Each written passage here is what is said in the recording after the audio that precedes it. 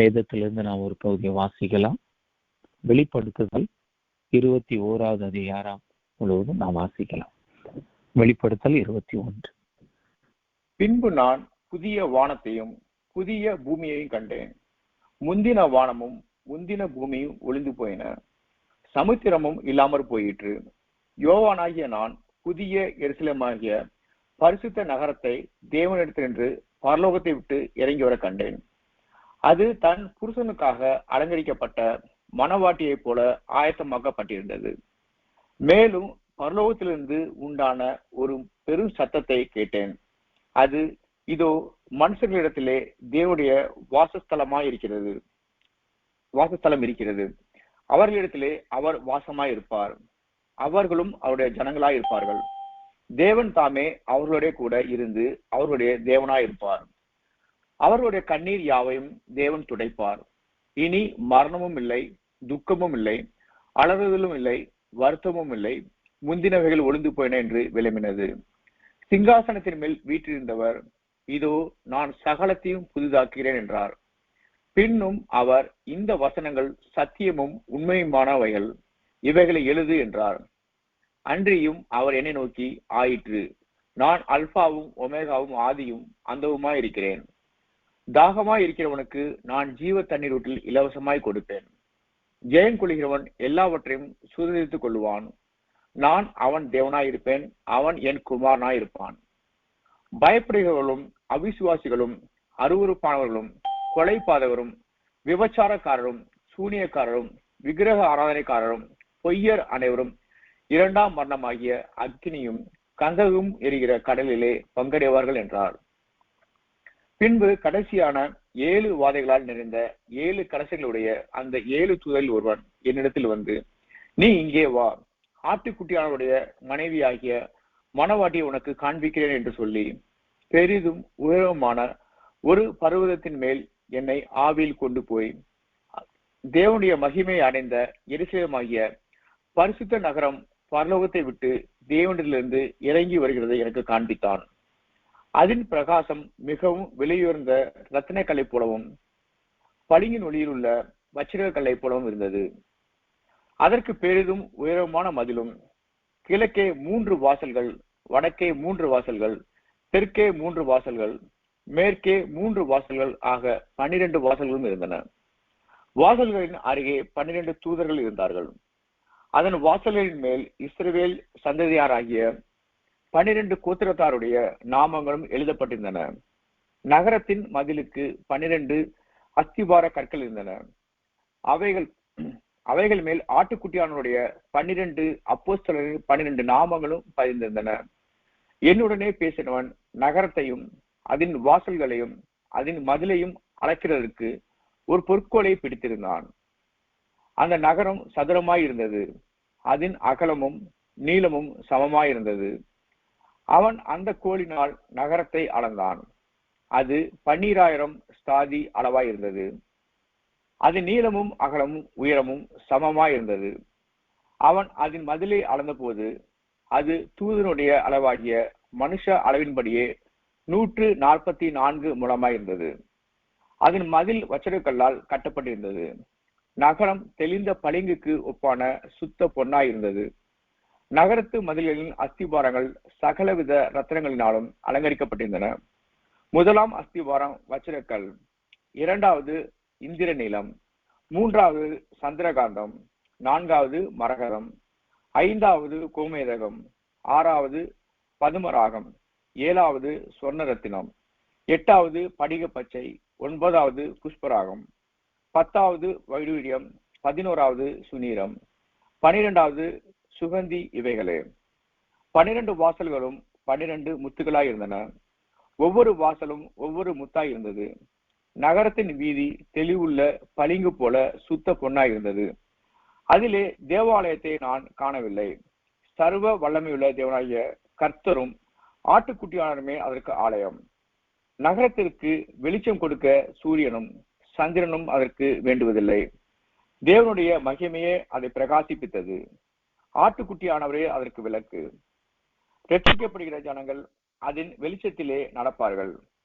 பூமியின் ராஜாக்கள் தங்கள் மகிமையையும் கனத்தையும் அதற்குள்ளே கொண்டு வருவார்கள். அங்கே ராக்காலம் இல்லாதபடியால் அதன் வாசல்கள் பகலில் அடைக்கப்படுவதே இல்லை. உலகத்தாருடைய மகிமையும் கனத்தையும் அதற்குள்ளே கொண்டு வருவார்கள். தீட்டுள்ளதும் அருவருப்பையும் பொய்யையும் நடப்பிக்கிறதுமாகிய ஒன்றும் அதில் பிரவேசிப்பதில்லை.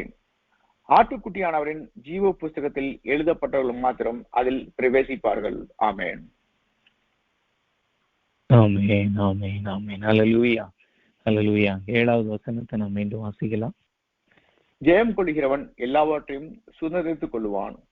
நான் அவன் தேவனாயிருப்பேன், அவன் என் குமாரனாயிருப்பான். ஆமேன், ஆமேன், ஆமேன், ஆமேன்.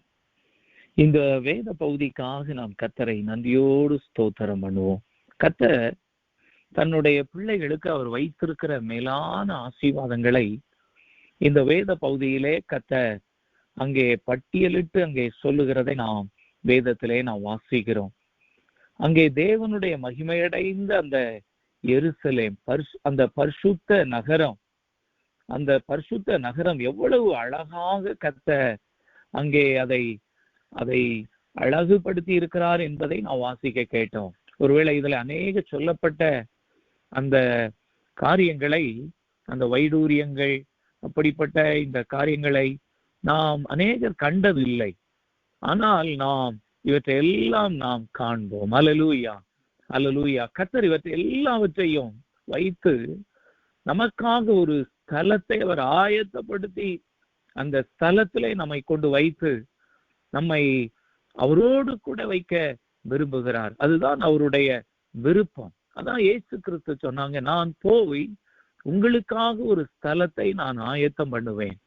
அந்த ஸ்தலத்தை நான் ஆயத்தம் பண்ணின பின்பு நான் வந்து உங்களை நான் அழைத்து செல்லுவேன் என்று சொல்லி அவர் சொல்லுகிறதை நாம் வேதத்திலே நாம் வாசிக்கிறோம். அப்ப கர்த்தர் நமக்காக பரலோக தெய்வகுமாரனாகிய இயேசு கிறிஸ்து இன்றைக்கு கர்த்தருடைய பிள்ளைகளுக்காக, தன்னுடைய பிள்ளைகளுக்காக அவர் ஆசீர்வாதமான ஒரு ஸ்தலத்தை அவர் ஆயத்தப்படுத்தி இருக்கிறார். இந்த வேத பகுதி சொல்கிறது, அங்கே தெய்வகுமாரனாகிய இயேசு கிறிஸ்து, மணவாளனாகிய இயேசு கிறிஸ்து அங்கே மணவாட்டியாகிய திருச்சபைக்கு அவர் ஆசீர்வாதமான ஒரு ஸ்தலத்தை அவர் ஆயத்தப்படுத்தி கொண்டே இருக்கிறார்.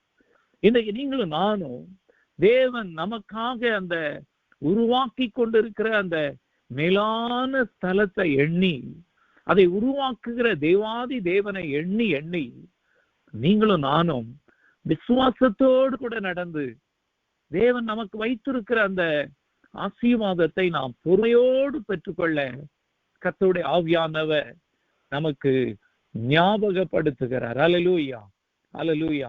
இந்த வேத பகுதியிலே கர்த்தர் சொல்லுகிறாங்க, ஜெயம் கொள்ளுகிறவன் எல்லாவற்றையும் அவன் சுதந்தரித்துக் கொள்ளுவான். ஜெயம் கொள்ளுகிறவனுக்கு கர்த்தர் வைத்திருக்கிற மேலான ஆசீர்வாதத்தை நாம் இந்த வேத பகுதியிலே நாம் வாசிக்கிறோம். அதே வேத பகுதியிலே சொல்லப்பட்டிருக்கிறது, ஜெயம் இல்லாமல் தோற்றவர்களை குறித்து சொல்லப்பட்டிருக்கிறது. ஜெயம் இல்லாதபடி அங்கே அவர்கள் தேவன் வைத்திருக்கிற அந்த மேலான ஆசீர்வாதத்தை பெற்றுக்கொள்ள முடியாதபடி பிசாசுக்கும் அவனுடைய தூதர்களுக்கும் வைத்திருக்கிற அந்த 2ஆம் மரணமாகிய அக்கினி கடலுக்குள்ளே பங்கடைவர்களை குறித்தும் இந்த பகுதியில அங்கே கர்த்தருடைய ஆவியானவர் அவர் நமக்காக எழுதி வைத்திருக்கிறார். அப்ப ஜெயம் கொள்ளுகிறவன் என்பவன் இந்த எழுதப்பட்ட இந்த காரியங்களுக்கு அவன் விலகி, இந்த காரியங்கள் அவனுக்கு விரோதமாய் வரும் பொழுது அதிலே ஜெயத்தை கொள்ளுகிற தேவ மனுஷனாய் இருக்கிறான் என்று சொல்லி இந்த வேத பகுதிகளிலிருந்து நாம் அறிந்து கொள்ளுகிறோம். அல்லேலூயா, அல்லேலூயா. 8வது வசனத்தை நீங்கள் வாசித்து பார்க்கும் பொழுது அங்கே சொல்லப்பட்டிருக்கிறது, பயப்படுகிறவர்கள் என்று சொல்லி சொல்லப்பட்டிருக்கிறது, அவிசுவாசிகள் என்று சொல்லி சொல்லப்பட்டிருக்கிறது. இந்த 2 வசனத்தை வாசித்து பார்க்கும் பொழுது ஒருவேளை நாம் நினைக்கலாம், பயப்படுகிறது அல்லது அவிசுவாசம், இந்த 2 காரியங்கள். மீதி சொல்லப்பட்டது அருவருப்புகள், கொலை, பாதகங்கள், இதையெல்லாம் குறித்து நாம் வாசிக்கிறோம். இவைகள் எல்லாமே கர்த்தரை அறியாதவர்களாக இருக்கலாம். ஆனால் இந்த இடத்துல சொல்லப்பட்டிருக்கிறது பயப்படுகிறவர்கள். பயப்படுகிறவர்கள் யார்? நாம் வேதத்திலே வாசிக்கிறோம், பூரண அன்பு பயத்தை புறம்பே தள்ளும் என்று சொல்லி சொல்லப்பட்டிருக்கிறது. அப்ப தேவனை பரிபூரணமாய் நம்பி தேவன் மேல பூரண அன்பினால் நிரப்பப்பட்ட ஒரு மனுஷனுக்குள்ள அவன் பயம் இல்லாத ஒரு வாழ்க்கை வாழும்போது கர்த்தர் அவனுக்கு நித்திய வாழ்க்கை கொடுப்பார் என்று சொல்லி நாம் அறிந்து கொள்ள முடிகிறது. அதோடு கூட மட்டுமல்ல, இந்த வேத பகுதியிலே கர்த்தர் சொல்லுகிறார் அவிசுவாசிகள் என்று சொல்லுகிறார்.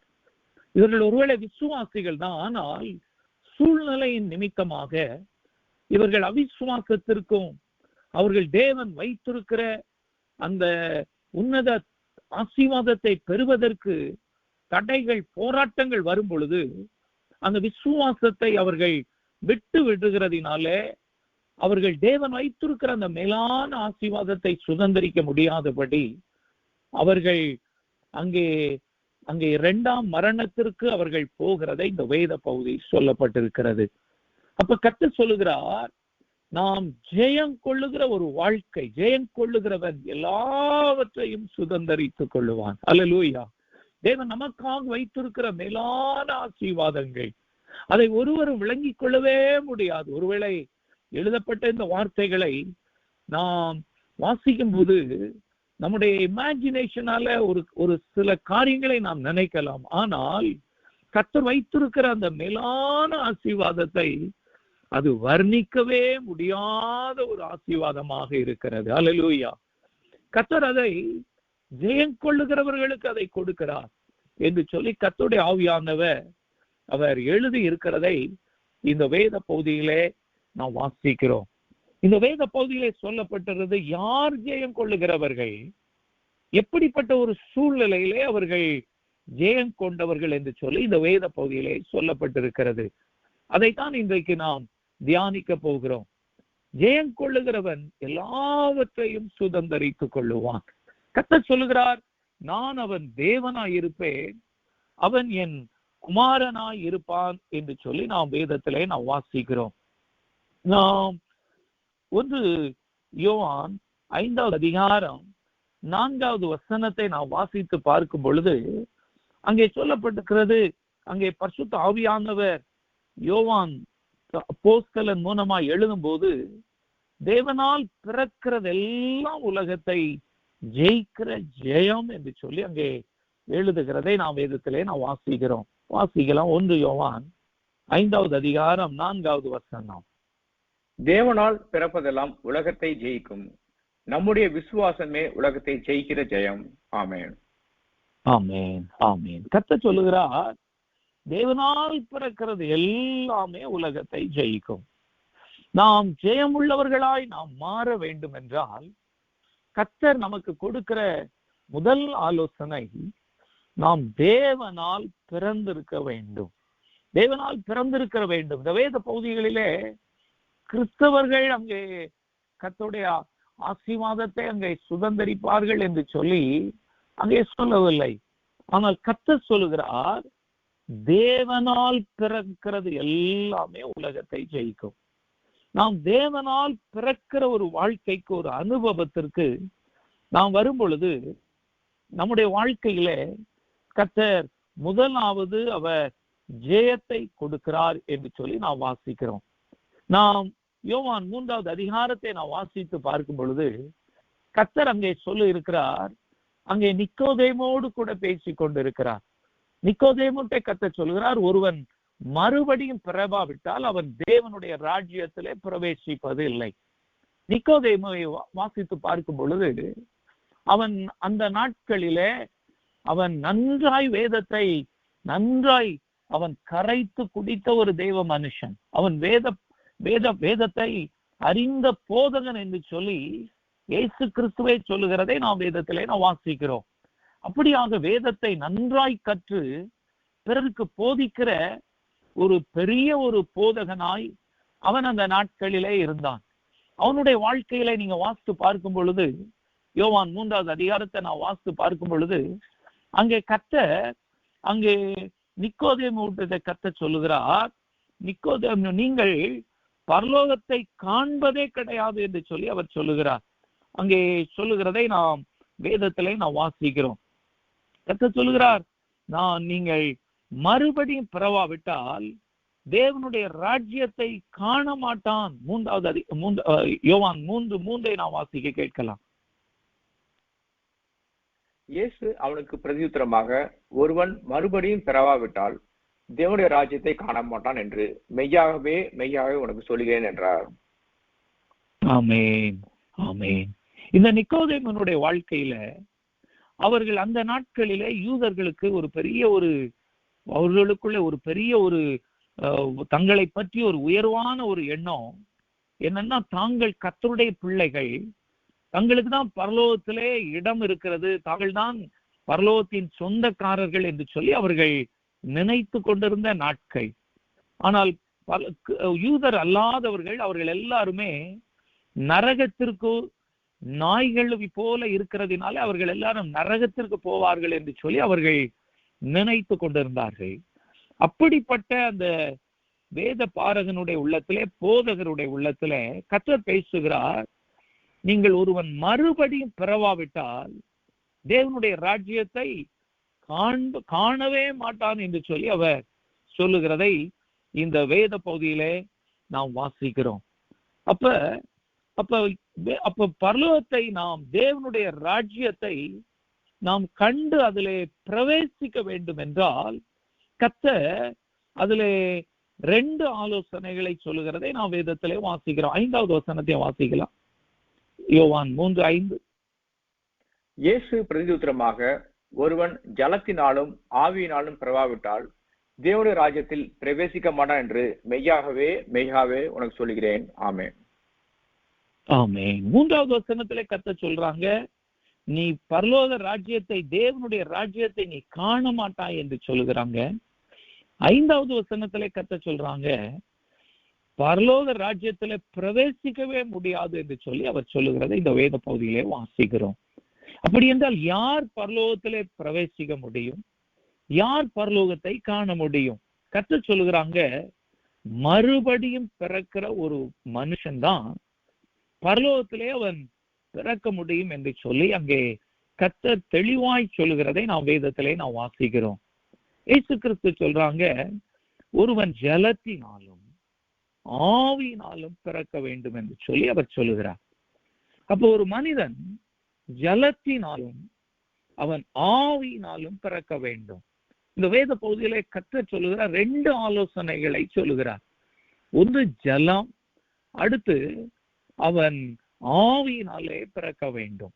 அப்படி ஒரு மனிதன் ஜலத்தினாலும் ஆவியினாலும் பிறக்கும் போது அவன் தேவனுடைய ராஜ்யத்தை காண்பதோடு கூட மட்டுமல்ல, அவன் அந்த தேவனுடைய ராஜ்யத்திற்குள்ளே அவன் பிரவேசிக்க முடியும் என்று சொல்லி கர்த்தர் சொல்லுகிறதை நாம் வேதத்திலே நாம் வாசிக்கிறோம்.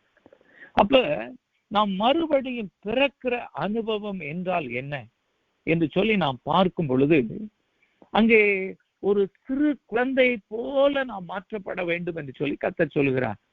நாம் பாவம் செய்த நாம், பாவத்திலே பிறக்கிற நாம் தேவ சமூகத்திலே வந்து கர்த்தரிடத்திலே அறிக்கையிட்டு, ஆண்டவரே என் பாவத்தையும் என் சாபத்தையும் மன்னியும் என்று சொல்லி உள்ளத்தின் ஆழத்திலே நாம் உத்தமமாய் மனஸ்தாபப்பட்டு உண்மையான இருதயத்தோடு கூட தேவ சமூகத்திலே வந்து நாம் அறிக்கையிட்டு, ஆண்டவர் என்னுடைய பாவத்தையும் சாபத்தையும் அவர் ஏற்றுக்கொண்டார், அவர் எனக்காக அவர் தன்னுடைய சரீரத்தை கிழிக்க ஒப்பு கொடுத்தார், எனக்காக இந்த உலகத்திலே வந்தார் என்று சொல்லி பரிபூரணமாய் நாம் அவரை விசுவாசித்து நாம் அவருடைய சமூகத்திலே நம்முடைய பாவங்களை அறிக்கையிட்டு அவருடைய குமாரனாகிய இயேசு கிறிஸ்துவின் இரத்தம் நம்மை கழுவி நம்மை பரிசுத்தப்படுத்த நம்மை அர்ப்பணிக்கும் போது நாம் அந்த வேத பகுதி சொல்கிறது, ஜலத்தினால் பிறக்கிற ஒரு அனுபவத்தை கர்த்தர் கொடுக்கிறார். அப்ப ஜலத்தினால் பிறக்கிற அனுபவம் என்பது இயேசு கிறிஸ்துவின் இரத்தத்தினால் கழுகப்பட்டு நாம் தேவ சமூகத்திலே போய், ஆண்டவரே நான் உம்முடைய பிள்ளை, நான் பாவம் செய்ய மாட்டேன் என்று சொல்லி அறிக்கையிட்டு அவருடைய உத்தம மனஸ்தாபத்தோடு கூட நாம் தேவ சமூகத்திலே அறிக்கையிட்டு அவர் நமக்கு கொடுக்கிற அந்த பாவத்திலிருந்து கொடுக்கிற விடுதலையை நாம் பெற்றுக்கொண்டு அதன் பிறகு நாம் அவரோடு கூட அந்த ஞானஸ்நான உடன்படிக்கையிலே நாம் ஈடுபடுகிற அந்த அனுபவமாய் இருக்கிறது என்று சொல்லி இந்த வேத பகுதியின் மூலமாய் நாம் அறிந்து கொள்ளலாம். நாம் வெளிப்படுத்தல் 12:11 நாம் வாசித்து பார்க்கும் பொழுது அதிலும் அதே காரியத்தை தான் கர்த்தர் சொல்லி இருக்கிறாங்க. வாசிக்கலாம். வெளிப்படுத்தல் 12:11.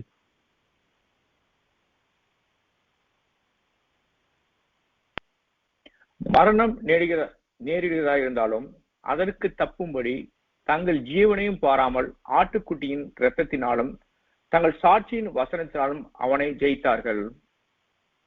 ஆமென், ஆமென். முதல்ல சொல்லப்பட்டிருக்கிறது இங்கே ஆட்டுக்குட்டியின் இரத்தத்தினால் நாம் அவனை ஜெயிக்க முடியும். ஆட்டுக்குட்டியானவருடைய இரத்தம், இயேசு கிறிஸ்துவின் இரத்தம் நம்முடைய சரீரத்திலே அது இருக்கும்போது நாம் விசுவாசத்தோடு கூட அவருடைய சமூகத்திலே போய் ஆண்டவரே என்னை கழுவி என்னை பரிசுத்தப்படுத்தும் என்று சொல்லி நாம் அறிக்கையிடும்போது அங்கே ஆட்டுக்குட்டியானவருடைய இரத்தத்தினால், இயேசு கிறிஸ்துவின் இரத்தத்தினால் நாம் கழுகப்பட்டு நாம் மீட்கப்படுகிறோம் என்று சொல்லி நாம் வேதத்திலே நாம் வாசிக்கிறோம். நாம் ஒன்று யோவான் 5வது அதிகாரம்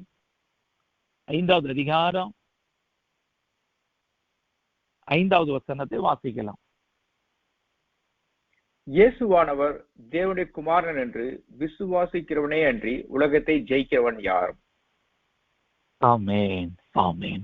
அப்ப இயேசு கிறிஸ்துவானவரே தேவனுடைய குமாரன் என்று விசுவாசிக்கிற விசுவாசம் என்பது நாம் அவருடைய சமூகத்திலே போய் உத்தம மனஸ்தாபத்தோடு உண்மையிலே நாம் பாவத்தை திறந்து வாயை திறந்து தேவ சமூகத்தில் அறிக்கையிட்டு கண்ணீரோட தேவ சமூகத்தில் அறிக்கையிட்டு அவருடைய இரத்தத்தினால் கழுகப்பட்ட அந்த அனுபவத்திற்கு வரும் பொழுதுதான் நாம் என்ன பண்ணுகிறோம்? நாம் விசுவாசிகளாய் மாறுகிறோம். நாம் தேவனுடைய பிள்ளைகளாய் மாறுகிறோம். அதன் பிறகு நாம் என்ன பண்ண வேண்டும்? நாம் விசுவாசித்து ஞான ஸ்நானம் எடுக்கிறவனே ரட்சிக்கப்படுவான் என்று சொல்லி வேதத்தில் சொல்லப்பட்டிருக்கிறது. அப்ப அந்த ஒரு முதலாவது ஆசீர்வாதத்தை நாம் பெற்றுக்கொள்ள வேண்டும் என்று சொல்லி இந்த வேத பகுதியிலே நாம் வாசிக்கிறோம். நாம் வேதத்துல வாசித்து பார்க்கும் பொழுது பழைய ஏற்பாட்டுல யாத்திராகமம் 12வது அதிகாரத்தை நீங்க வாசித்து பார்க்கும் பொழுது அங்கே இஸ்ரவேலர்கள் தங்களுடைய வாழ்க்கையிலே அங்கே எகிப்தின் அடிமைத்தனத்திலே அவர்கள் இருந்து போராடி கொண்டிருக்கிறார்கள். பார்வோன் அவர்களை விடுதலை செய்யாதபடி போராடி கொண்டிருக்கிற சூழ்நிலையிலே அங்கே கர்த்தர் அவளோடு கூட அந்த ஆட்டுக்குட்டியினுடைய இரத்தத்தினால், ஆட்டுக்குட்டியினுடைய சரீரத்தினால் அங்கே அவர்களோடு உடன்படிக்கை பண்ணுகிறதை நாம் யாத்திராகமம் 12வது அதிகாரத்திலே நாம் முழுவதும் நாம் வாசிக்கிறோம். அங்கே கர்த்தர் அவளோடு கூட உடன்படிக்கை பண்ணுகிறார்.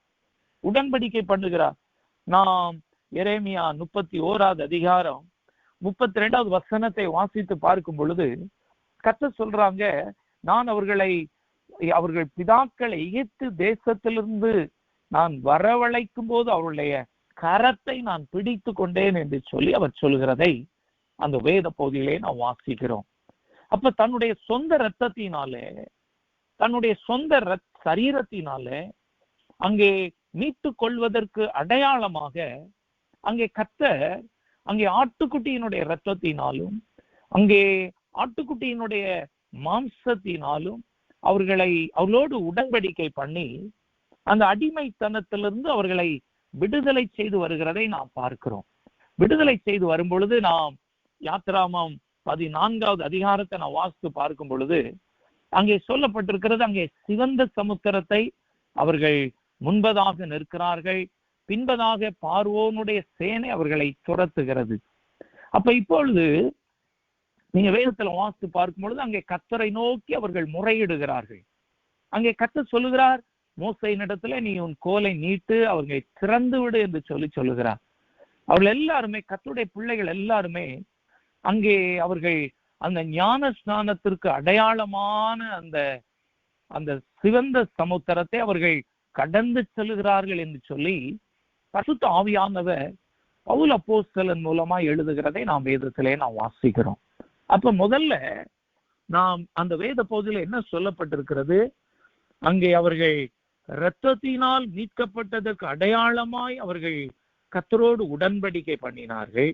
அதான் முதல் ஸ்டெப். இரண்டாவது நாம் பார்க்கிறோம், அவர்கள் அந்த சிவந்த சமுத்திரத்திற்கு ஊடாய் நடந்து போனார்கள். கர்த்தர் அதை பார்க்கிறார். அது எதற்கு அடையாளம்? அது ஞானஸ்நானத்திற்கு அடையாளம் என்று சொல்லி நம் வேதத்திலே நாம் வாசிக்கிறோம். அப்ப அப்படிப்பட்ட ஒரு சூழ்நிலை வரும் பொழுது கர்த்தர் நம்முடைய கரத்தை அவர் பிடிக்கிறார் என்று சொல்லி நாம் வேதத்திலே நாம் வாசிக்கலாம்.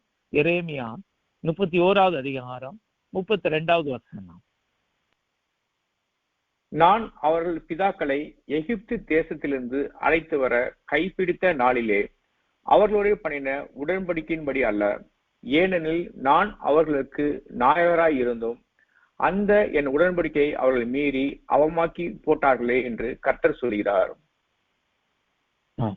அங்கே கர்த்தர் சொல்லுகிறாங்க. ஒருவேளை புதிய உடன்படிக்கை குறித்து பின்னால சொல்லும்போது அதற்காக அங்கே சொல்லப்பட்டிருக்கிறது. ஆனால் அங்கே சொல்லுகிற ஒரு வார்த்தை, நான் அவர்களை கரம் பிடித்து அவருடைய நாயகராக இருந்து அவர்களை நடத்தினேன் என்று சொல்லி கர்த்தர் சொல்லுகிறார். அப்ப அவருடைய இரத்தத்தினால் மீட்கப்பட்டவர்கள், அடுத்து அவர்கள் அந்த சிவந்த சமுத்திரத்தை அவர்கள் ஞானஸ்நானத்திற்கு அடையாளமான அந்த சிவந்த சமுத்திரத்தை அவர்கள் கடந்து செல்கிறதை நாம் வேதத்திலே வாசிக்கிறோம். அதைத்தான் இயேசு கிறிஸ்து அங்கே நாத்தான்வேலோடு கூட சொல்கிறார், ஒருவன் ஜலத்தினால் பிறக்க வேண்டும். ஒருவன் ஜலத்தினால் பிறப்பது முதல் படியாக இருக்கிறதை நாம் வேதத்திலே நாம் வாசிக்கிறோம். அதைத்தான் நாம் வெளிப்படுத்துதல் 12வது அதிகாரம் 1வது வசனத்திலே வாசித்தோம். ஆட்டுக்குட்டியினுடைய இரத்தத்தினால் கழுகப்பட்டவர்கள், ஆட்டுக்குட்டியானவருடைய இரத்தத்தினால் கழுகப்பட்டவர்கள் என்று சொல்லி நாம் வாசித்தோம். 1 யோவான் 5:4 தேவனால் பிறக்கிற ஒரு அனுபவம் என்று சொல்லி நாம் வாசித்தோம். அப்ப நம்முடைய வாழ்க்கையில நாம் முற்றிலும் ஜெயம் கொள்ளவர்களாய் மாறுவதற்கு முதலாவது இந்த வேதத்திலே கர்த்தர் சொல்லுகிறார், நாம் தேவனால் பிறக்க வேண்டும். ஹல்லேலூயா, ஹல்லேலூயா. அதான் முதல் படி. அதான் முதல் படி. இரண்டாவது, கர்த்தர் நாம் உலகத்தை ஜெயிப்பதற்கு, ஜெயமுள்ள வாழ்க்கை வாழ்வதற்கு அவர் சொல்லுகிற இரண்டாவது ஆலோசனை, நாம் அதே பகுதி 1 யோவான் 5:4 நாம் மீண்டும் வாசிக்கலாம். தேவனால் பிறப்பதெல்லாம் உலகத்தை ஜெயிக்கும், நம்முடைய விசுவாசமே உலகத்தை ஜெயிக்கிற ஜெயம். ஆமென், ஆமென், ஆமென். இங்கே பரிசுத்த ஆவியானவர் இரண்டாவது ஒரு ஆலோசனையை சொல்லுகிறார். தேவனால் பிறப்பதெல்லாம் உலகத்தை ஜெயிக்கும். இரண்டாவது, நம்முடைய விசுவாசமே உலகத்தை ஜெயிக்கிற ஜெயம். ஹல்லேலூயா, ஹல்லேலூயா. நீங்கள் கலாத்தியர்ல வாசித்து பார்க்கும் பொழுது நான் அங்கே சொல்லப்பட்டிருக்கிறது விசுவாசத்தின் கனியை குறித்து சொல்லப்பட்டிருக்கிறது. நாம் வேதத்துல வாசித்து பார்க்கும் பொழுது விசுவாசம் என்பது ஒருவேளை கர்த்தர் உண்டென்று நாம் விசுவாசிப்பது ஒரு விசுவாசம். அது ஒரு ஆசீர்வாதமான விசுவாசம். யாக்கோபு எழுதும் பொழுது எழுதுகிறார், பேய்களும் அதை விசுவாசிக்கிறது என்று சொல்லி சொல்லுகிறார். ஆனால் இன்னொரு விசுவாசம் என்னது? அங்கே விசுவாசித்து அதை பரிபூரணமாய் நம்பி கீழ்ப்படிவது. அது இரண்டாவது வகையான விசுவாசம். மூன்றாவது வகையான விசுவாசம், விசுவாசித்து அந்த விசுவாசத்திலே பரிபூரணமாய் நாம் நிலைத்திருப்பது. என்ன வந்தாலும் பரவாயில்ல, வாழ்க்கையில நான் அந்த விசுவாசத்திலே நான் பரிபூரணமாய் நான் நிலைத்திருப்பேன். இந்த விசுவாசத்தை நமக்கு எப்படி நாம் பெற்றுக்கொள்ள முடியும்? அதை பரிசுத்த ஆவியானவர் தான் நமக்கு தர முடியும். நாம் வேதத்தில் வாசித்து பார்க்கும் பொழுது ஆவியின் கனியிலே ஒன்று சொல்லப்பட்டது, அது விசுவாசம் என்று சொல்லி நாம் வேதத்திலே வாசிக்கிறோம். அதே விசுவாசம் பரிசுத்த ஆவியானுடைய வரங்களிலும் இருக்கிறது. அதே விசுவாசம் இயேசு கிறிஸ்துவை நம்புகிறதிலும் சொல்லப்பட்டிருக்கிறது. ஆனால் இங்கே இந்த 1 யோவான் 5:4 சொல்லப்பட்ட விசுவாசம் அது பரிசுத்த ஆவியானவர் கொடுக்கிற கனியா இருக்கிறதை நாம் பார்க்கிறோம்.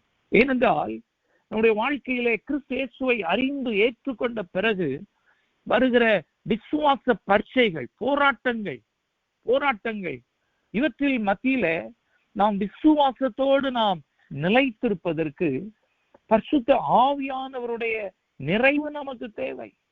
அது அந்த பரிசுத்த ஆவியானுடைய நிறைவு வரும் பொழுதுதான் அது விசுவாசத்தின் கனியாக அது வெளிப்படுகிறதை இந்த வேத பகுதியிலே நாம் வாசிக்கிறோம். நாம் வாசிக்க கேட்ட அந்த வெளிப்படுத்தல் 21வது அதிகாரத்தை நீங்க வாசித்து பார்க்கும் பொழுது அங்கே சொல்லப்பட்டிருக்கிறது 4வது வசனத்தை வாசிக்கலாம். வெளிப்படுத்தல் 21:4.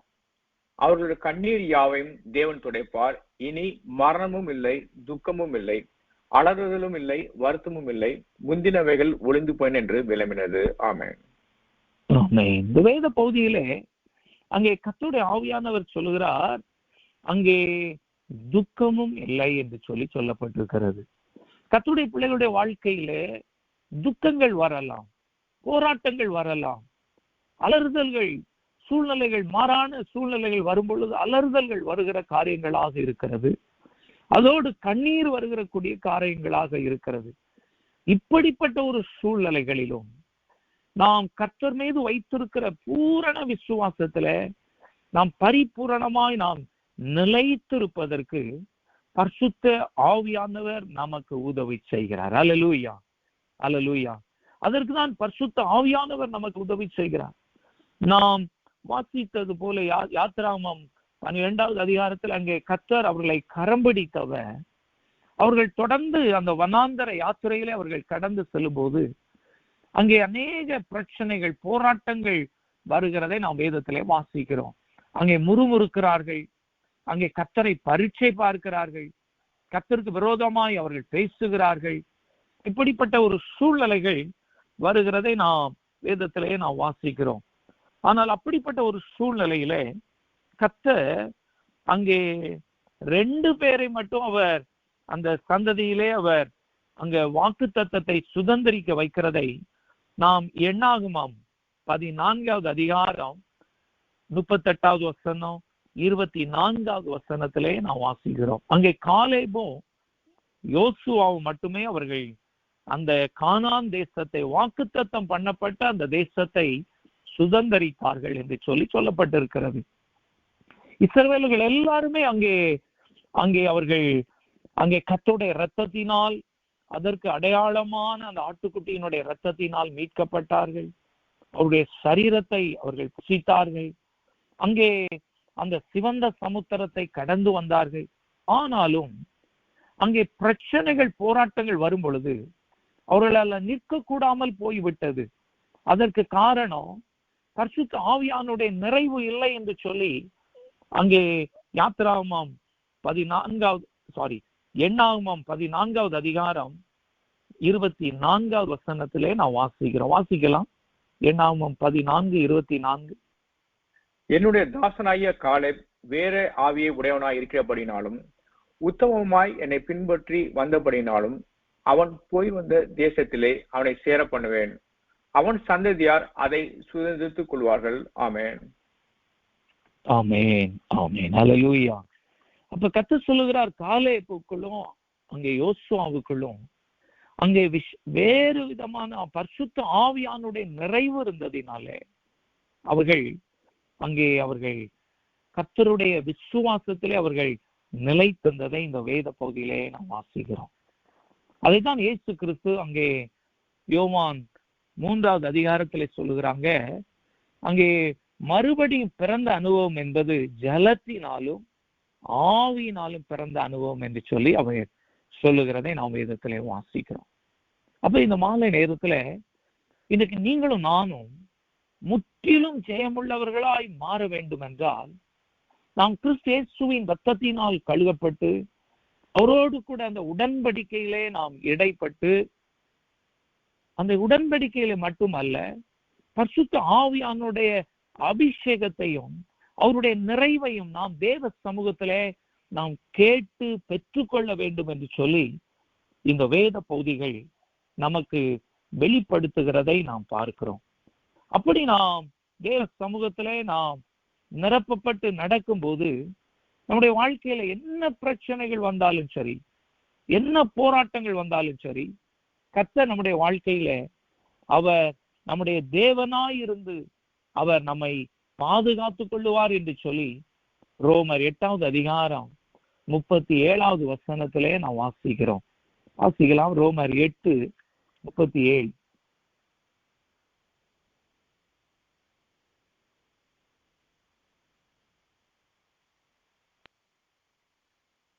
இவை எல்லாவற்றிலேயும் நாம் நம்மில் அன்பு கூறுகிறவாளே முற்றும் ஜெயம் கொள்ளுகிறவர்களாய் இருக்கிறோமே.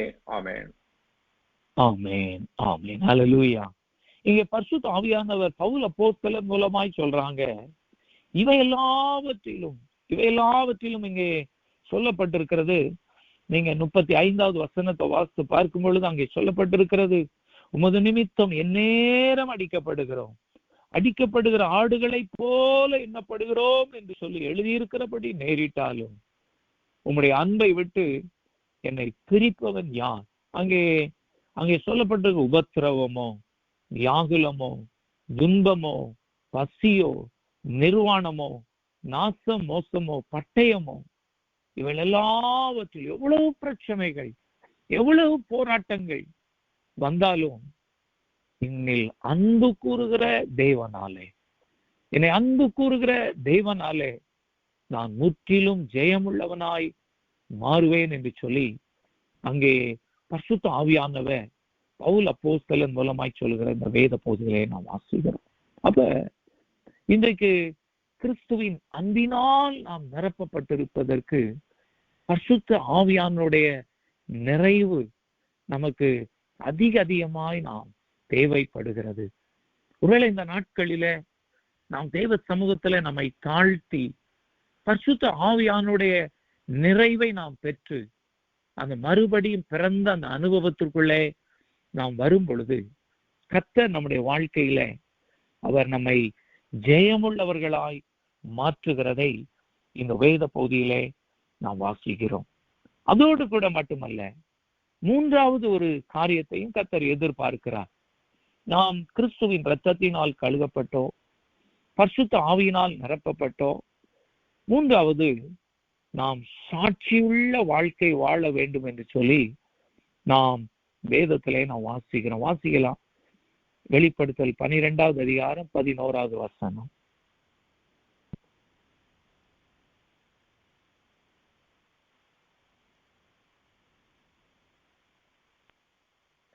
மரணம் நேரடியாக இருந்தாலும் அதற்கு தப்பும்படி தங்கள் ஜீவனையும் பாராமல் ஆட்டுக்குட்டியின் இரத்தத்தினாலும் தங்கள் சாட்சியின் வசனத்தினாலும் அவனை ஜெயித்தார்கள். ஆமென்.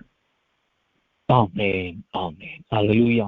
இங்கே கர்த்தருடைய ஆவியானவர் எழுதுறாங்க, அங்கே சாட்சியின் வசனம். நாம் சாட்சியுள்ள ஒரு வாழ்க்கை, முடிவு பரியந்தம் நாம் சாட்சியுள்ள ஒரு வாழ்க்கை வாழ வேண்டும் என்று சொல்லி கர்த்தர் அங்கே நமக்கு ஆலோசனை சொல்கிறதை நாம் வேதத்திலே நாம் வாசிக்கிறோம். ஆட்டுக்குட்டியானவருடைய இரத்தத்தினால் ஒரு விடுதலை, பரிசுத்த ஆவியானுடைய நிறைவினால் நமக்கு ஒரு விடுதலை. 3வது, நாம் சாட்சியுள்ள வாழ்க்கை வாழ்ந்து முடிவு பரியந்தம் நாம் அந்த விசுவாசத்திலே நாம் நிலைத்திருக்கும் போது நாம் உலகத்தை ஜெயிக்கிறவர்களாய் நாம் மாறுகிறோம் என்று சொல்லி நாம் வேதத்திலே வாசிக்கிறோம். நாம் 2 தீமோத்தேயு 4வது அதிகாரம் 10வது வசனத்தை வாசித்து பார்க்கும் பொழுது அங்கே தேமா என்று சொன்ன ஒரு அங்கே பவுல் அப்போஸ்தலனோடு இணைந்து ஊழியம் செய்த ஒரு நபரை குறித்து சொல்லப்பட்டிருக்கிறது. இந்த தேமா கொலோசையர் 4:14 வாசிக்கிற போது அங்கே பவுல் அப்போஸ்தலனோடு இணைந்து ஊழியம் செய்கிறார். ஆனால் 2 தீமோத்தேயு 4:10 அங்கே பவுல் அப்போஸ்தலன் சொல்றாங்க, தேமா இப்பிரபஞ்சத்தின் மீது ஆசை வைத்து என்னை விட்டு பிரிந்து போய்விட்டான் என்று சொல்லி அங்கே எழுதுகிறதை நாம் வேதத்திலே வாசிக்கிறோம். தேமா கர்த்தரை அறிந்தவன், ஏற்றுக்கொண்டவன். ஒருவேளை அவன் பரிசுத்த ஆவியினால் நிரப்பப்பட்டதுனாலதான் அந்த நாட்களிலே பவுல் அப்போஸ்தலனோடு இணைந்து ஊழியம் செய்ய போயிருக்கிறார். ஆனால் பிரச்சனைகள், போராட்டங்கள் வந்தவுடனே அங்கே அவர் இப்பிரபஞ்சத்தின் மீது ஆசை வைத்து அங்கே பவுல் அப்போஸ்தலனை ஊழியத்தை விட்டு போனதை அந்த வேத பகுதியிலே நாம் வாசிக்கிறோம். 2 தீமோத்தேயு 4:10 நாம் வாசிக்கிறோம்.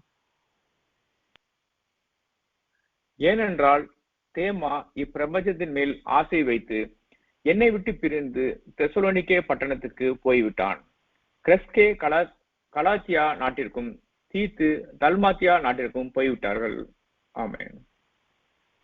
இந்த வேத பகுதியில் அநேகர் பிரிந்து போனதை தொடர்ந்து நீங்க வாசித்து பார்க்கும் பொழுது பவுல் அப்போஸ்தலனுடைய வாழ்க்கையில அநேகர் பிரிந்து போனதை நாம் வேதத்திலே வாசிக்கிறோம். சிலர் அவரோடு கூட இணைந்து கடைசி வரை ஊழியம் செய்கிறதை நாம் வாசிக்கிறோம். அப்ப இந்த நாட்களில சாட்சியின் வசனம் மிக முக்கியம். நாம் சாட்சியா இருக்க வேண்டும். சாட்சியின் ஏனென்றால் இயேசு கிறிஸ்துவின் ரத்தம், அவருடைய சரீரம், அதோடு கூட மட்டுமல்ல பரிசுத்த ஆவியானுடைய நிறைவை கர்த்தர் கொடுத்திருக்கிறார். எதற்காக? நீங்களும் நானும் முடிவு பரியந்தம் அவருக்கு சாட்சிகளாய் இருக்க வேண்டும். அவருடைய குமாரனாய் இருக்க வேண்டும். அவருடைய குமாரனாய் இருந்து அவருடைய பூரண சித்தத்தை நாம் முடிவு பரியந்தம் நான் செய்ய வேண்டும் என்று சொல்லி கர்த்தர் இந்த வேத பகுதியிலே அவர் நமக்கு ஆலோசனை சொல்லுகிறதை நாம் வேதத்திலே வாசிக்கிறோம். ஜெயம் கொள்ளுகிறவன் எல்லாவற்றையும் அவன் சுதந்தரித்துக் கொள்ளுவான். நான் அவன் தேவனாய் இருப்பேன், அவன் என் குமாரனாய் இருப்பான். அப்ப தேவனுடைய இரத்தத்தினாலும் அவருடைய சரீரத்தினாலும் பரிசுத்த ஆவியினாலும் நாம் தேவனுடைய குமாரனாய் மாறி விடுகிறோம். குமாரனாய் மாறின நாம் அவருடைய பூரண சித்தத்தை நாம் செய்து அவருடைய சித்தத்தை நாம் செய்யும்போது வருகிற பிரச்சனைகள், போராட்டங்கள் எல்லாவற்றிலும் நாம் கர்த்தருடைய கிருபையினாலே பரிசுத்த ஆவியானுடைய பலத்தினாலே நாம் முடிவு பரியந்தம் நாம் நிலை நிற்கும் போது கர்த்தர் நம்மை ஜெயமுள்ளவர்களாய் கர்த்தர் மாற்றுகிறார். அல்லேலூயா, அல்லேலூயா. நாம் 1 யோவான்ல நாம் வாசிக்கிறோம், இந்த உலகத்தினுடைய ஆசை இச்சைகள் நமக்கு விரோதமாய் போராடும். கண்களின் இச்சை, மாம்சத்தின் இச்சை, ஜீவனத்தின் பெருமைகள், இவள் எல்லாமே இந்த உலகத்தினுடைய இச்சையின் கிரியைகள் நம்முடைய வாழ்க்கையில அவைகள் போராடி கொண்டே இருக்கும் என்று சொல்லி 1 யோவான் 4வது அதிகாரத்திலே நாம் வாசிக்கிறோம். அப்படிப்பட்ட போராட்டங்கள் நம்முடைய வாழ்க்கையிலே வரும் பொழுது நாம் கர்த்தருடைய கிருபையினாலே நாம் முடிவு பரியந்தம் நாம் நிலைத்திருக்க கர்த்தர் நம்மை அழைக்கிறார். நாம் முற்றிலும் ஜெயமுள்ளவர்களாய் மாற கர்த்தர் அழைக்கிறதை இந்த வேத பகுதியிலே நாம் வாசிக்கிறோம். நாம் கரைத்துறையற்றவர்களாக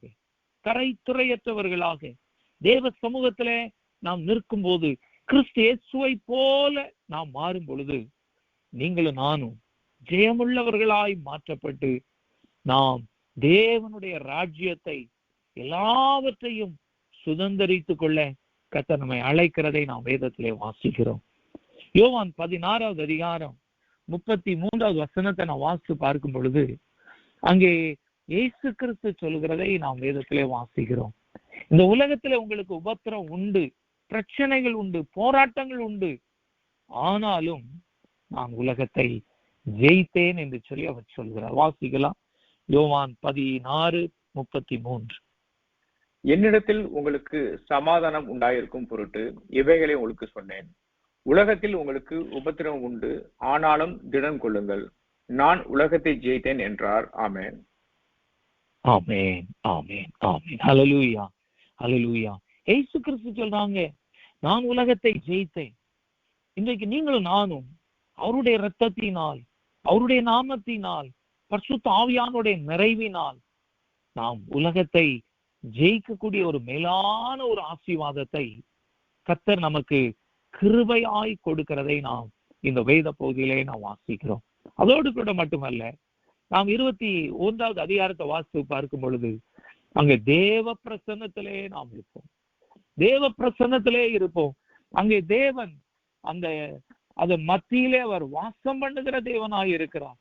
அங்கே சொல்லப்பட்டிருக்கிறது, அதற்கு வெளிச்சமே தேவையில்லை, ஏனென்றால் ஆட்டுக்குட்டியானவரே அதற்கு விளக்கு என்று சொல்லி நாம் வாசிக்க கேட்டோம். அதன் மத்தியில் இருக்கிற தேவனே அங்கே ராஜாதி ராஜாவாக அவர் சிங்காசனத்துல இருக்கிறதை நாம் வாசிக்க கேட்டோம். தேவ பிரசன்னம், தேவ சிங்காசனம், கிறிஸ்து இயேசுவின் வெளிச்சம் இன்றைக்கு நம்மை நடத்தும் என்று சொல்லி அங்கே அவர் சொல்லுகிறதை இந்த வேத பகுதியிலே வாசிக்கிறோம். வேதத்தை நீங்க வாசித்து பார்க்கும் பொழுது கர்த்தர் இந்த வேதத்தை உருவாக்கும் போதே ஆதியாகமத்திலே நான் வாசிக்கிறோம், கர்த்தர் அவருடைய விருப்பம் ஆதாமும் ஏவாளும் அவருடைய குமாரனாய் இருந்து அவருடைய சித்தத்தை செய்ய வேண்டும். அதுதான் அவருடைய விருப்பம். அதனால்தான் ஆதியாகமம் 3வது அதிகாரத்திலே நான் வாசிக்கிறோம், கர்த்தர் அவளோடு கூட உலாவினார். ஆனால் அவருடைய வாழ்க்கையில பாவத்திற்கும் சாபத்திற்கும் அவர்கள் இடம் கொடுத்ததினாலே அங்கே தேவ பிரசன்னத்தை அவர்கள் இழந்தார்கள். மீண்டும் நாம் விதத்திலே வாசிக்கிறோம், கர்த்தர் அங்கே மோசையோடு கூட பேசுகிறார். மோசையோடு கூட பேசி, நான் என் ஜனங்கள் மத்தியிலே நான் வாசம் பண்ண வேண்டும். நான் என் ஜனங்கள் மத்தியிலே வாசம் பண்ணுவதற்கு எனக்கு ஒரு கூடாரத்தை நீ உண்டாக்கு என்று சொல்லி அங்கே கூடாரத்தை உண்டாக்கி இஸ்ரவேலர்களை தன்னுடைய ஜனங்களாக, தன்னுடைய குமாரனாக அவர் அழைக்கிறதை நாம் வேதத்திலே பழைய ஏற்பாட்டிலே நாம் வாசிக்கிறோம். ஆனால் இஸ்ரவேலர்கள் கர்த்தருக்கு விரோதமாய் அவர்கள் பண்ணினதினாலே அவர்கள் ஆசரிப்பு கூடார பெட்டியை இழந்தார்கள், தேவ பிரசன்னத்தையும் இழந்தார்கள் என்று சொல்லி நாம் வேதத்திலே நாம் வாசிக்கிறோம். அதே தேவன் நம் மத்தியிலே வாசம் பண்ணுவதற்கு அவர் இம்மானுவேலராக இந்த உலகத்திலே அவர் வாழ்ந்ததை நாம் வேதத்திலே வாசிக்கிறோம். இம்மானுவேலராக அவர் அன்றைக்கு அந்த இஸ்ரவேல் மத்தியிலே அவர் வாழ்ந்தார். அவரை அவர்கள் நிராகரித்தார்கள். அவர் பரத்துக்கு ஏறி கடந்து சென்று விட்டார். இன்றைக்கு நம்மத்திலே அவர் வாசம் பண்ண விரும்புகிறார். நம்மத்திலே நமக்குள்ளே அவர் வாசம் பண்ண விரும்புகிறார். எப்படி? அவருடைய இரத்தத்தினால் நாமை கழுவப்பட்டு, அவருடைய இரத்தத்தினால் நம்மை விடுதலை செய்து, பரிசுத்த ஆவியானவராக நமக்குள்ளே அவர் வாசம் பண்ணி, நாம் சாட்சியுள்ள வாழ்க்கை வாழும்போது நாம் அவரோடு கூட நடக்கிறோம். அல்லேலூயா, அல்லேலூயா. அவருடைய பிரசன்னத்திலே நம்மை வைத்துக் கொள்ளுகிறார். நம்முடைய வாழ்க்கையிலே நமக்கு வழி காட்டுகிறவராக இருக்கிறார். ஏனென்றால் அவர்தான் வெளிச்சம். பரிசுத்த தேவன் இயேசு கிறிஸ்து சொல்லுகிறார், பரிசுத்த ஆவியானவர் நமக்குள்ளே வரும் பொழுது நாங்கள் வந்து வாசம் பண்ணுவோம் என்று சொல்லி அவர் சொல்லுகிறதை நாம் வேதத்திலே வாசிக்கிறோம். அப்ப பரிசுத்த ஆவியானவர் நமக்குள்ளே வரும் பொழுது திரியேக தேவனுடைய பரிபூரண பிரசன்னம் நம்மை நிரப்புகிறது, பரிபூரண நிறைவு வருகிறது. அப்ப அவர் பரிபூரண நிறைவு நமக்குள்ளே வரும் பொழுது நாம் அவருடைய பிள்ளைகளாய் மாறுகிறோம். அவர் நம்முடைய தேவனாய் மாறுகிறார். அவர் நம்மத்திலே வாசம் பண்ணுகிறார். அல்லேலூயா. அவர் நம்மத்திலே வாசம் பண்ணும்போது நாம் முற்றிலும் ஜெயம் உள்ளவர்களாய் மாறுகிறோம். நம்முடைய வாழ்க்கையிலே நாம் எந்த ஒரு சூழ்நிலையிலும் எனக்கு வழி தெரியல என்று சொல்லி நாம் கர்த்தருடைய பிள்ளைகள் சொல்ல தேவையே இல்லை. ஏனென்றால் நாம் வாசிக்க கேட்டோம், ஆட்டுக்குட்டியானவரே அதனுடைய விளக்காய் இருக்கிறார். அவர் நமக்கு வெளிச்சத்தை கொடுப்பார். நாம் நடந்து செல்லக்கூடிய வழியை அவர் நமக்கு சொல்லி கொடுப்பார். நாம் அவரிடத்துல கேட்கணும், ஆண்டவரே இந்த சூழ்நிலையில நான் எப்படி செல்லணும், இந்த சூழ்நிலையில நான் என்ன டெசிஷன் எடுக்கணும் என்று சொல்லி நாம் கேட்கும் போது அங்கே ஆட்டுக்குட்டியானவரே வெளிச்சமாயிருந்து நம்மை நடத்துவார் என்று சொல்லி அந்த வேத பகுதியிலே நாம் வாசிக்க கேட்டோம். அதோடு கூட மட்டுமில்லை, தேவனே நமக்குள்ளே வாசம் பண்ணுகிறார். அங்கே தேவனே நமக்குள்ளே வாசம் பண்ணுகிறார் என்று சொல்லி நாம் வாசிக்க கேட்டோம். தேவன் நம்ம மத்தியிலே வாசம் பண்ணும்போது நம்முடைய வாழ்க்கையில வருகிற எல்லா பிரச்சனைகள், போராட்டங்கள் எல்லாவற்றிலும் இருந்து நம்மை விடுதலை செய்து நம்முடைய கண்ணீர் யாவற்றையும் அவர் துடைத்து கொண்டே இருக்கிற தேவனாய் இருக்கிறார். அல்லேலூயா, அல்லேலூயா.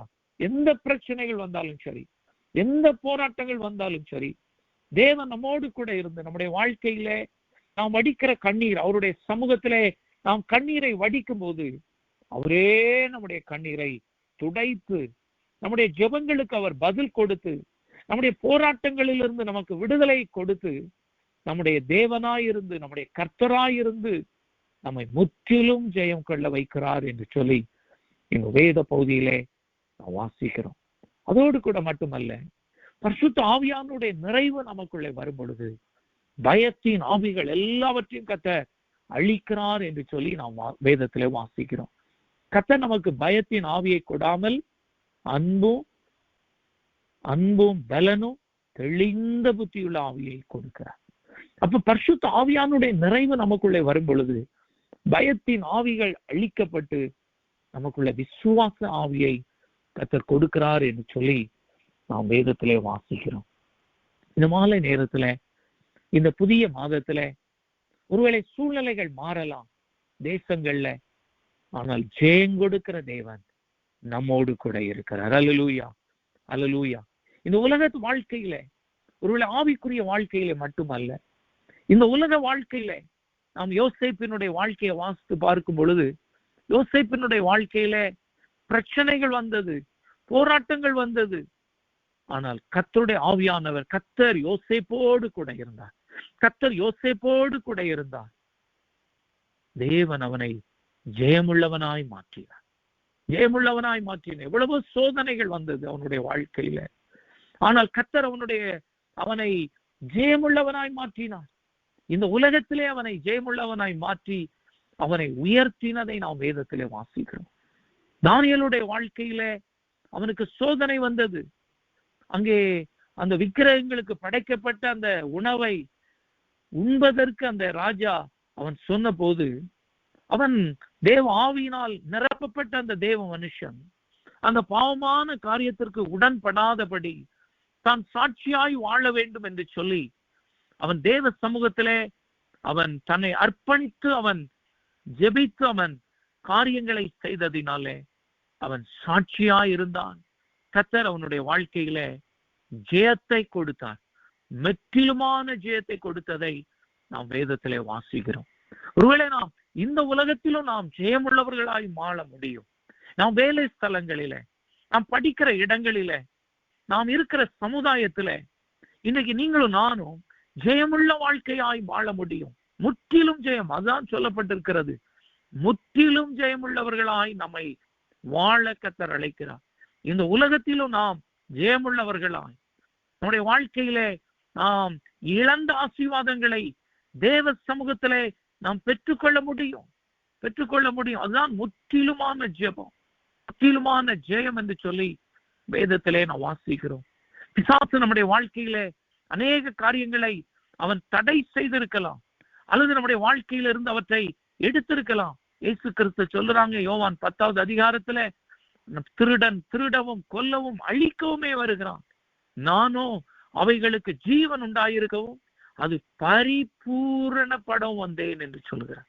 அப்படி என்றால் பரிபூரண ஜெயத்தை கொடுத்து நம்முடைய வாழ்க்கையில நாம் இழந்த ஆசீர்வாதங்களை கர்த்தர் நமக்கு கொடுக்கிற தேவனாக இருக்கிறார். அல்லேலூயா, அல்லேலூயா. இந்த காரியங்களுக்கு தேவன் நம்மிடத்துல எதிர்பார்க்கிற 3 காரியங்கள்: அவருடைய இரத்தத்தினால் கழுகப்பட்டு அவரோடு கூட ஞானஸ்நான உடன்படிக்கையில நம்ம அர்ப்பணித்து, அதான் முதல் ஸ்டெப். 2வது, நாம் பரிசுத்த ஆவியினால் நிரப்பப்பட்ட ஒரு வாழ்க்கை. 3வது, சாட்சியாய் நாம் வாழும்போது கர்த்தர் நம்முடைய வாழ்க்கையில முற்றிலும் ஜெயத்தை கர்த்தர் கொடுக்கிறார். அல்லேலூயா, அல்லேலூயா. மாலை நேரத்துல இன்னைக்கு உங்களுடைய வாழ்க்கையில எந்த இடத்துல போராட்டங்களாக இருந்தாலும் சரி, வேலை ஸ்தலத்துல அல்லது வீசா காரியங்கள்ல, சரீரங்கள்ல, ஆவிக்குரிய வாழ்க்கையில, பிள்ளைகளுடைய வாழ்க்கையில, எந்த இடத்திலும் பிரச்சனைகள் இருந்தாலும் சரி, நீங்களும் நானும் தேவன் நமக்கு நியமித்த இந்த 3 காரியங்களுக்குள்ள நம்மையும் நம்முடைய குடும்பத்தையும் அர்ப்பணிக்கும் போது நாம் முற்றிலும் ஜெயமுள்ளவர்களாய் மாற முடியும். உள்ளத்தின் ஆழத்துல நாம் கர்த்தரை நோக்கி பார்க்கலாம். இருக்கிற இடத்துல முழங்காற்படியிட்டு, ஆண்டவரே, என்னை முற்றிலும் ஜெயமுள்ளவர்களாய் என்னை மாற்றும். ஜெயம் கொள்ளுகிறவன் எல்லாவற்றையும் அவன் சுதந்திரித்துக் கொள்வான். எல்லாவற்றையும் ஆவிக்குரிய வாழ்க்கையில, இந்த உலக வாழ்க்கையில ஜெயம் கொள்ளுகிறவன் எல்லாவற்றையும் அவன் சுதந்திரித்துக் கொள்வான். ஜெயம் கொள்ளுகிறவனுடைய வாழ்க்கையில கர்த்தர் தேவனாய் இருக்கிறார். ஜெயம் கொள்ளுகிறவனுடைய வாழ்க்கையில நாம் அவருடைய பிள்ளைகளாக இருக்கிறோம். அவரால் நடத்தப்படுகிற வாழ்க்கை குமாரன் என்பது தகப்பனால் நடத்தப்படுகிற வாழ்க்கை. இந்த மாலை நேரத்துல நம்மை ஒப்பு கொடுத்து ஜெபம் பண்ணுவோம். ஆண்டவரே, என்னை பரிபூரணமாய் அர்ப்பணிக்கிறேன். நீர் என் தேவன், நான் உங்களுடைய பிள்ளை, என்னை அர்ப்பணிக்கிறேன் என்று சொல்லுவோம். கிறிஸ்து இயேசுவின் இரத்தத்தினால் கழுதப்பட்ட ஒரு வாழ்க்கைக்காக நாம் ஜெபிப்போம். ஆண்டவரே, உம்முடைய இரத்தத்தினால் கழுகப்பட்டு, உம்முடைய இரத்தத்தினால் மீட்கப்பட்டு, ஆண்டவரே, உம்மோடு கூட அந்த உடன்படிக்கையை நான் பெற்றுக்கொள்ள வேண்டும். அந்த ஞானஸ்நான உடன்படிக்கையில என்னை பரிபூரணமாய் அர்ப்பணிக்க வேண்டும். வாயை திறந்து கேளுங்க, வாயை திறந்து கேளுங்க. அந்த அனுபவம் இல்லாதவர்கள் தேவ சமூகத்துல, ஆண்டவரே, என்னை கழுவி என்னை பரிசுத்தப்படுத்தி, ஆண்டவரே, என்னை நிரப்பும் என்று சொல்லி கேளுங்க. ஆண்டவரே, என்னை நிரப்பும் என்று சொல்லி கேளுங்க. பரிசுத்த ஆவியானுடைய அபிஷேகம், பரிசுத்த ஆவியானுடைய நிறைவு, அது நமக்காக கொடுக்கப்பட்டிருக்கிறது. இயேசு கிறிஸ்து தன்னுடைய சொந்த இரத்தத்தினால், சொந்த சரீரத்தினால் அவர் விலைக்கரையும் கொடுத்து அதை நமக்கு கிருபையாய் கொடுக்கிறார். உள்ளத்தின் ஆழத்துல, ஆண்டவரே, என்னை நிரப்பும் என்று சொல்லி கேட்போம். பரிசுத்த ஆவியினால் என்னை நிரப்புங்க என்று சொல்லி கேட்போம். எங்க பிள்ளைங்களை நிரப்புங்க என்று சொல்லி கேட்போம். பரிசுத்த ஆவியானுடைய நிறைவினால் நிரப்புங்க ஆண்டவரே, நிறைவாகி நீங்க நிரப்புங்க என்று சொல்லி கேட்போம். ஆண்டவரே, உம்முடைய சித்தத்தை செய்வதற்கு என்னை அர்ப்பணிக்கிறேன் என்று சொல்லுவோம். உம்முடைய பூரண சித்தத்தை நான் செய்ய என்னை அர்ப்பணிக்கிறேன். ஆண்டவரே, என்னை நடத்தும் என்று சொல்லுவோம். விசுவாசத்திலே முடிவு பரியந்தான் நான் நிலைத்திருக்க எனக்கு கிருபை செய்யும் என்று சொல்லி தெய்வ சமூகத்திலே நம்மை அர்ப்பணித்து நாம் கேட்போம். என் குடும்பத்தை நடத்தும் என்று சொல்லுவோம். பிள்ளைகளை நடத்தும் ஆண்டவரே என்று சொல்லுவோம். அவர் நம்முடைய வாழ்க்கையில நடத்தும் போது ஜெயத்தை கொடுக்கிற தேவனாய் இருக்கிறார். ஜெயத்தை கொடுக்கிற தெய்வம். நாம் நம்மில் அன்பு கூறுகிறவராலே, கிறிஸ்துவாலே முற்றிலும் ஜெயம் பெற்றவர்களாய் மாறுகிறோம். நம்முடைய வாழ்க்கையிலே பூரண ஜெயத்தை கற்றுத்தர விரும்புகிறார். உள்ளத்தின் ஆழத்துல, ஆண்டவரே, இந்த மாலை நேரத்துல எனக்கு ஜெயத்தை தாரும் என்று சொல்லுவோம். விழுந்து விழுந்து எழும்புகிற நிலைகள் அல்ல, முற்றிலுமான ஜெயம், பூரண ஜெயத்தை கற்றுத்தர விரும்புகிறார். ஆவியிலே, ஆத்துமத்திலே, சரீரத்திலே கர்த்தர் பூரண விடுதலை கொடுக்க விரும்புகிறார். உள்ளத்தின் ஆழத்துல நாம் இணைந்து ஜெபம் பண்ணலாம். எங்கள் அன்பின் பரிசுத்த பிதாவே, கர்த்தராகிய இயேசு கிறிஸ்துவின் நாமத்தினாலே, கர்த்தாவே, இந்த மாலை நேரத்துல ஆண்டவரே, நாங்கள் தியானித்த எல்லா வார்த்தைகளை நீங்க கேட்டீங்க. நாங்கள் எங்களை அர்ப்பணித்து நாங்கள் ஒப்பு கொடுக்கிறோம். கர்த்தாவே, முற்றிலும் ஜெயம் உள்ளவர்களாய் மாற்றுங்க. ஆண்டவரே, இந்த நேரத்துல என்னென்ன காரியத்துல ஆண்டவரே பிரச்சனைகளோட, போராட்டங்களோட கூட ஆண்டவரே உம்முடைய பிள்ளைகள் இருக்கிறார்களோ, இயேசு கிறிஸ்துவின் நாமத்தினாலே முற்றிலும் ஜெயம் உள்ளவர்களாய் மாற்றுங்க. ஆவியிலே பூரண விடுதலை, பூரண ஜெயத்தை கொடுங்க. சரீரத்துல பூரண ஜெயத்தை இயேசு கிறிஸ்துவின் நாமத்தில் கொடுங்க கர்த்தாவே. ஆண்டவரே, வாயின் வார்த்தைகளில, சிந்தைகளில, நடக்கிற நடக்கைகளில கர்த்தாவே முற்றிலுமான ஜெயத்தை இயேசு கிறிஸ்துவின் நாமத்தில் கொடுங்க ஆண்டவரே. ஆண்டவரே, நீங்க தான் ஜெயத்தை கொடுக்கிற தெய்வம், ஜெயத்தை கொடுக்கிற தெய்வம்.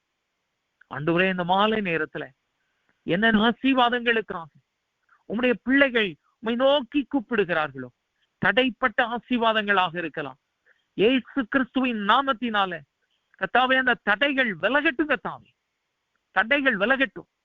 இயேசு கிறிஸ்துவின் இரத்தத்தினால் கர்த்தாவே அவைகள் தடைகள் விலகட்டும். போராட்டங்களை கொண்டு வருகிற கிரியைகள் அழிக்கப்படட்டும். குடும்பங்களுக்குள்ள கர்த்தாவே, தனிப்பட்ட வாழ்க்கையில, சரீரத்துல பலவீன கூர் முறிக்கப்படட்டும். ஜெயமுள்ள வாழ்க்கையை கொடுங்க, ஜெயமுள்ள வாழ்க்கை இயேசு கிறிஸ்துவின் நாமத்தினால். ஆவிக்குரிய வாழ்க்கையில விழுந்து விழுந்து எழும்புகிற நிலைகள் இயேசு கிறிஸ்துவின் நாமத்தில் மாற்றப்படட்டும், மாற்றப்படட்டும், மாற்றப்படட்டுங்க தாமே. ஆண்டவரே, இரத்தத்தினால் கழுவி பரிசுத்தப்படுத்தி அபிஷேகம் பண்ணுங்க, அபிஷேகம் பண்ணுங்க. வாயை திறந்து கேளுங்க. ஆண்டவரே, என்னை அபிஷேகம் பண்ணுங்க. எனக்கு பரிசுத்த ஆவியானுடைய பலன் தேவை, பரிசுத்த ஆவியானுடைய நிறைவு தேவை. ஆண்டவரே, நான் ஜலத்தினாலும் ஆவியினாலும் நான் பிறக்கணும். ஜலத்தினாலும் ஆவியினாலும் பிறந்து ஆண்டவரே, நான் முற்றிலும் ஜெயமுள்ளவனாய் மாறன், முற்றிலும் நான் ஜெயமுள்ளவனாய் மாறன். இந்த மாலை நேரத்திலே மாற்றுங்க. இந்த மாலை நேரத்துல இயேசு கிறிஸ்துவின் நாமத்தினால், இயேசு கிறிஸ்துவின் நாமத்தினால் மாற்றுங்க ஆண்டவரே, மாற்றுங்க ஆண்டவரே, மாற்றுங்க ஆண்டவரே. உம்மை நாங்கள் ஸ்தோத்தரிக்கிறோம், உம்மை நாங்கள் ஸ்தோத்தரிக்கிறோம், உம்மை நாங்கள் ஆண்டவரே உம்மை ஆராதிக்கிறோம். குடும்பங்களிலே ஒரு ஜெயமுள்ள வாழ்க்கை ஆண்டவரே, குடும்பங்களுக்குள்ள போராட்டங்களை கொண்டு வந்த பொல்லாத ஆவியின் கிரியைகள் இயேசு கிறிஸ்துவின் நாமத்தினால் அழிக்கப்படட்டும். குடும்பத்துல ஜெயமுள்ள ஒரு வாழ்க்கையை கொடுங்க. குடும்பத்துல தேவ சமாதானம் ஆண்டவரே ஒவ்வொரு குடும்பங்களிலும் வெளிப்படட்டுங்க தாமே. வேலை ஸ்தலங்கள்ல ஜெயமுள்ள வாழ்க்கை கொடுங்க, ஜெயமுள்ள வாழ்க்கையை கொடுங்க. உயர் பதவிகளை கொடுங்க. தடைகள் மாறட்டும் ஆண்டவரே. சகோதர சகோதரிகள், பிள்ளைகள் வேலை ஸ்தலங்கள்ல கர்த்தாவே ஜெயமுள்ளவர்களாய் மாற்றுங்க, ஜெயமுள்ளவர்களாய் இயேசு கிறிஸ்துவின் நாமத்தினால் மாற்றுங்க ஆண்டவரே, மாற்றுங்க ஆண்டவரே. ஸ்தோத்திரம், ஸ்தோத்திரம், ஸ்தோத்திரம் கர்த்தாவே. படிக்கிற பிள்ளைகளுக்காக ஜெபிக்கிறோம். வாயை திறந்து கேளுங்க ஆண்டவரே. என்னை ஜெயமுள்ளவர்களாய் மாற்றுங்க, ஜெயமுள்ளவர்களாய் மாற்றுங்க. முற்றிலும் ஜெயத்தை கொடுக்கிறவன், முற்றிலும் ஜெயத்தை கொடுக்கிறவன். ஞானம் அறிவுங்கிற பொக்கிஷத்தினால் நிரப்புங்க, நிரப்புங்க கர்த்தாவே, நிரப்புங்க கர்த்தாவே. இந்த ஜெபத்துல இணைந்து ஜெபிக்கிற ஒவ்வொரு சகோதர சகோதரிகள், அவருடைய பிள்ளைகள், பிள்ளைகளுடைய ஆண்டவரே, பிள்ளைகளுடைய எல்லா தேவைகளை சந்திங்க. வாயை திறந்து உங்களுடைய பிள்ளைகளுடைய பேரை சொல்லி ஜெபம். ஆண்டவரே, எங்க பிள்ளைங்களை ஜெயம் உள்ளவர்களாய் மாற்றுங்க. ஸ்கூல்ல, காலேஜ்ல, வேலை ஸ்தலத்துல எங்க பிள்ளைங்களை ஜெயம் உள்ளவர்களாய் மாற்றுங்க. வாயை திறந்து கேளுங்க, வாயை திறந்து கேளுங்க. ஞானம் அறிவுங்கிற நம்முடைய பொக்கிஷத்தினால் ஆண்டவரே நம்முடைய பிள்ளைகளை நிரப்பி ஜெயம் உள்ளவர்களாய் மாற்றுங்க. தானியேலை ஜெயமுள்ளவர்களாய் மாற்றினது போல, யோசேப்பை ஜெயமுள்ளவர்களாய் மாற்றினது போல, இயேசு கிறிஸ்துவின் நாமத்தினால், இயேசு கிறிஸ்துவின் நாமத்தினால் ஒவ்வொருவரையும் ஜெயமுள்ளவர்களாய் மாற்றுங்க, ஜெயமுள்ளவர்களாய் மாற்றுங்க கர்த்தாவே. ஆண்டவரே, மாம்ச கிரியைகள் எல்லாம் அழிக்கப்படட்டும். கண்களின் இச்சைகள் இயேசு கிறிஸ்துவின் நாமத்தினால் அழிக்கப்படட்டும், அழிக்கப்படட்டும். ஆண்டவரே, கண்களின் இச்சை, ஆண்டவரே ஜீவனத்தின் பெருமை, ஆண்டவரே, ஆண்டவரே உலகத்தின் கிரியைகள் எல்லாம் கர்த்தருடைய இரத்தத்தினால் அழிக்கப்பட்டு பிள்ளைகள் எல்லாரும் ஆண்டவரே ஜெயம் உள்ளவர்களா ஸ்கூல்ல, காலேஜ்ல, வேலை ஸ்தலங்கள்ல கர்த்தாவே ஜெயம் உள்ளவர்களாய் கர்த்தருக்கு சாட்சியாய் மாறட்டும், கர்த்தருக்கு சாட்சியாய் மாறட்டும். மாற்றுங்க, மாற்றுங்க கர்த்தாவே, மாற்றுங்க கர்த்தாவே. உம்மை நாங்கள் ஸ்தோத்திரம் பண்ணுகிறோம், உம்மை நாங்கள் ஆராதிக்கிறோம், உம்மை நாங்கள் மைமைப்படுத்துகிறோம் கர்த்தாவே. ஆண்டவரே, இந்த ஜெபத்துல இணைந்து ஜெபிக்கிற ஒவ்வொரு சகோதர சகோதரிகள் பிள்ளைகள் மீது கிறிஸ்து இயேசுவின் பூரண ஆசீர்வாதம், கிறிஸ்து இயேசுவின் பரிபூரண ஆசீர்வாதம் ஒவ்வொருவர் மீதும், ஒவ்வொரு குடும்பங்கள் மீதும் பரிபூரணமாய் தங்க நாங்கள் ஜெபிக்கிறோம். உடைய ஆளுகைக்குள்ள ஒப்பு கொடுத்து ஜெபிக்கிறோம். கர்த்தர் நீங்க பொறுப்பு எடுத்து நடத்துங்க. உடைய நாமம் உயர்த்தப்படட்டும், உயர்த்தப்படட்டும். இயேசு கிறிஸ்துவின் நாமத்தில் ஜெபிக்கிறோம் எங்கள் ஜீவனுள்ள நல்ல பிதாவே. ஆமேன், ஆமேன், ஆமேன். என் ஆத்மாவே கர்த்தரை ஸ்தோத்திரி, என் முழுமையோடைய பரிசுத்த நாமத்தை ஸ்தோத்திரி. என் ஆத்மாவே கர்த்தரை ஸ்தோத்திரி, கர்த்தர் செய்த சகல வாரங்களை மறவாதே. ஆமேன், ஆமேன், ஆமேன். வெளிப்படுத்துதல் 21வது அதிகாரம் 7வது வசனம். ஜெயம் கொள்ளுகிறவன் எல்லாவற்றையும் சுதந்தரித்துக் கொள்ளுவான். நான் அவன் தேவனாயிருப்பேன், அவன் என் குமாரனாயிருப்பான். அல்லேலூயா, அல்லேலூயா. கர்த்தர் மேலான ஆசீர்வாதத்தை ஜெயமுள்ளவர்களாய் நாம் ஒவ்வொருவரையும் மாற்றி அவர் நம்முடைய தேவனாய் இருந்து நம்மை அவருடைய குமாரனாய் ஏற்று நம்மை அனுதினமும் நடத்தி ஜெயமுள்ள வாழ்க்கையை ஒவ்வொரு நாளும் நம்ம ஒவ்வொருடைய வாழ்க்கையிலே, தனிப்பட்ட வாழ்க்கையிலே, குடும்ப வாழ்க்கையிலே, பிள்ளைகளுடைய வாழ்க்கையிலே கர்த்தர் பரிபூரணமாய் இயேசு கிறிஸ்துவின் நாமத்தில் தருவாராக. ஆமேன், ஆமேன், ஆமேன். வந்த எல்லாருக்கும் நன்றி. கர்த்தர் உங்களை ஆசீர்வதிப்பார். தேங்க்யூ.